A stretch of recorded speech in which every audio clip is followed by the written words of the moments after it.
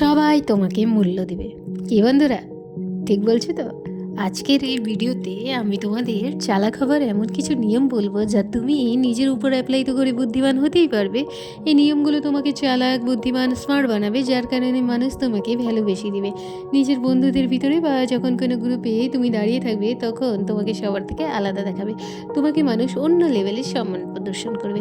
মানুষ তোমাকে অন্যভাবে ট্রিট করবে। আমি যে রুলসগুলো বলবো সেগুলো অনেক পাওয়ারফুল, আর এই রুলসগুলো যদি মেনে চলতে পারো, তোমাকে তো একজন পাওয়ারফুল মানুষ বানিয়েই ছাড়বো। তাহলে আর দেরি না করে পয়েন্টে আসি। প্রথম নিয়ম হলো, তোমার উদ্দেশ্যগুলো, ভবিষ্যৎ পরিকল্পনাগুলো সব সময় লুকিয়ে রাখো। যদি তুমি কোনো বিষয় নিয়ে কাজ করো, তাহলে মানুষের সামনে কখনোই প্রকাশ করবে না। এই পৃথিবীতে বেশিরভাগ মানুষ খোলা বইয়ের মতো, নিজের মনের ভাব, নিজের কথা দ্রুত মানুষের সাথে শেয়ার করে। সুযোগ পেলেই তার নিজের বা তাদের সকল উদ্দেশ্য, তাদের সকল কাজ, তারা কিন্তু তাদের গোলগুলো মানুষের সাথে শেয়ার করে। কিন্তু এসব কিছু শেয়ার করার ফলে নিজে সব কিছু সমস্যার মধ্যে তাদের পড়তে হয়। তুমি যদি তোমার গোল অ্যাচিভ করতে না পারো, তাহলে কিন্তু মানুষ তোমার উপর হাসবে, অথবা তোমার প্রতি কিন্তু একটা খারাপ ইমেজ তৈরি হবে। মানুষ বলবে, তুই শুধু বলতেই পারে, করতে তো পারেই না। নিজের কথা কন্ট্রোল রাখো। কন্ট্রোল রাখা কিন্তু কঠিন কাজ, তাই যে কোনো কথা মেপে বলো। আর নিজের সম্পর্কে কথা লুকিয়ে রাখো। মানুষকে মনের ভাব কম বুঝতে দাও, তাদের একটু কনফিউজ তো হতে দাও। দ্বিতীয় নিয়ম বলার আগে বলতে চাই, ধনুকের থেকে বের হওয়া তীর, বন্দুকের থেকে বের হয়ে যাওয়া গুলি এবং মুখ থেকে বের হয়ে যাওয়া কথা কখনোই ফিরিয়ে নেওয়া যায় না। আমি অনেক বুদ্ধিমান লোকের সাথে সময় কাটিয়েছি, চলাচল করেছি। তাদের সাথে সময় কাটানোর পর চিন্তা করে দেখি, একটি কমন জিনিস দেখতে পাই। কেউ কিন্তু অতিরিক্ত ফালতু কথা বলেই না, যতটুকু প্রয়োজন ততটুকু কথা বলে। দ্বিতীয় নিয়ম আমাদের শেখায়, সব সময় প্রয়োজন চাইতে কম কথা বলো। আমাদের বলা হয়, যতটুকু প্রয়োজন ততটুকু কথা বলো। কারণ তুমি যদি বেশি কথা বলো, মানুষ তোমাকে সাধারণ দেখাবে। মানুষ কখনোই নিজের কথা দ্বারা ইমপ্রেস করার চেষ্টা করবে না। কারণ যখন তুমি প্রয়োজনের চাইতে বেশি কথা বলবে, তখন মানুষ তোমাকে ভুল ভাববে, তোমার মুখ থেকে ভুল কথা বের হবে। একটা ছোট উদাহরণের মাধ্যমে এই বিষয়টিকে ক্লিয়ার করতে চাই। একবার এক অপরাধীর ফাঁসি হচ্ছিল। যখন তার ফাঁসি হয়ে যাচ্ছিল, ঠিক তখনই অমন সময় তার ফাঁসির দড়ি ছিঁড়ে যায়। ঠিক ওই সময় ফাঁসির দড়ি ছিঁড়ে যাওয়াকে উপরওয়ালার রহমত হিসাবে ধরা হতো, আর তাই অপরাধীর সাজা মাফ করে দেওয়া হতো।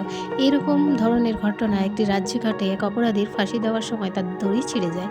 এই কথাটি রাজ্যের সেনাপতি রাজাকে বলে। রাজা তখন সেনাপতিকে বলে, দড়ি ছিঁড়ে যাওয়ায় সময় কি অপরাধী কিছু বলেছিল? তখন সেনাপতি বলে, হ্যাঁ, সেই অপরাধী বলেছিল যে রাজা একটি ঢঙের দড়িও বানাতে পারে না, সে রাজা রাজ্য সামলাবে কী করে। এই কথা শোনা মাত্র রাজার অনেক রাগ হয়। রাজা অপরাধীর কাছে যায়, তাকে তলোয়ার দিয়ে মেরে ফেলে। তার মৃত্যুর কারণ ছিল বিনা প্রয়োজনে অতিরিক্ত কথা বলেছিল। সেই অপরাধী যদি অতিরিক্ত কথা না বলতো, তাহলে তার জীবন বেঁচে যেত। যখন তুমি প্রয়োজনের চাইতে কম কথা বলবে, তোমাকে নর্মাল মানুষের চাইতে মহান এবং শক্তিশালী দেখাবে। তোমার সাইলেন্ট থাকার কারণে অনেক সময় মানুষ কনফিউজ হয়ে যাবে।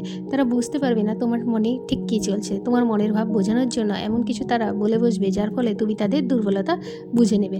আর তুমি যখন কম কথা বলবে, তখন তোমার দুর্বলতা অন্য মানুষ বুঝতেই পারবে না। স্মার্ট মানুষের একটি গুণ, তারা সবসময় কম কথা বলে, অথবা যতটুকু প্রয়োজন শুধু ততটুকুই কথা বলে। Rules number 3। এখন আমরা কথা বলবো 3 নম্বর নিয়ে, ইমেজ। তুমি মানুষের সামনে তোমার যেমন ইমেজ তৈরি করবে, মানুষ তোমাকে তেমনভাবেই ট্রিট করবে, তেমনভাবেই সম্মান প্রদর্শন করবে। তোমার ইমেজ, রেপুটেশন তোমার জীবনের উপর বড় প্রভাব ফেলবে। যে কোনো জায়গায় তোমার রেপুটেশন ভালো জায়গায় সেটাকে খাটবে। এমন ইমেজ তৈরি করবে যে মানুষ তোমাকে নিয়ে কিছু বলার আগে, ঠাট্টা করার আগে 10 বার ভাববে। মানুষের সামনে আমাদের ইমেজ 4টি জিনিসের মাধ্যমে তৈরি হয়: আমাদের পোশাকের মাধ্যমে, আমাদের টাকার মাধ্যমে, আমাদের কথার মাধ্যমে এবং কর্মের মাধ্যমে। তাই এই 4টি জিনিস সবসময় ঠিক রাখা দরকার। প্রথমত বলবো, ড্রেসিং ঠিক করো। মানুষের প্রতি তোমার যে ফার্স্ট ইমপ্রেশন, সেটা হলো তোমার লুক। কথায় আছে না, প্রথম দর্শনধারী পরে তো গুণ বিচারী। তোমার লুক কেমন, তুমি কেমন পোশাক পরছো, কেমন পোশাক পরে আছো, তা দেখেই মানুষ তোমাকে কিন্তু জাজ করবে। তাই কোথায় কোন পোশাক পরে যেতে হয় সেটা কিন্তু তোমাকে বুঝতে হবে। দ্বিতীয়ত, যখন টাকা থাকবে, তখন মানুষ জিজ্ঞাসা করবে, তুমি কেমন আছো, ভালো আছো? তাই সব কাজে কিন্তু টাকা প্রয়োজন। তাই সব আজে বাজে কাজ বাদ দিয়ে কঠোর পরিশ্রম করো, টাকা ইনকাম করো, মনোযোগ দাও। তোমার কাছে টাকা থাকলে সবাই তোমার দিকে কিন্তু অ্যাটাক হবে, সবাই তোমাকে সম্মান প্রদর্শন করবে। তৃতীয়ত, তোমার যখন কথা শব্দ ঠিক থাকবে, তখন কিন্তু মানুষ তোমার গুণ দেখতে পারবে। তাই সঠিকভাবে কথা বলতে শেখো, অথবা যতটুকু প্রয়োজন ততটুকু কথা বলো। যত বেশি কথা বলবে তাহলে তোমার মুখ থেকে অনর্থক কথা বের হবে, তখন মানুষ তোমাকে মূর্খ ভাববে, তখন তোমারই ইমেজ খারাপ হবে।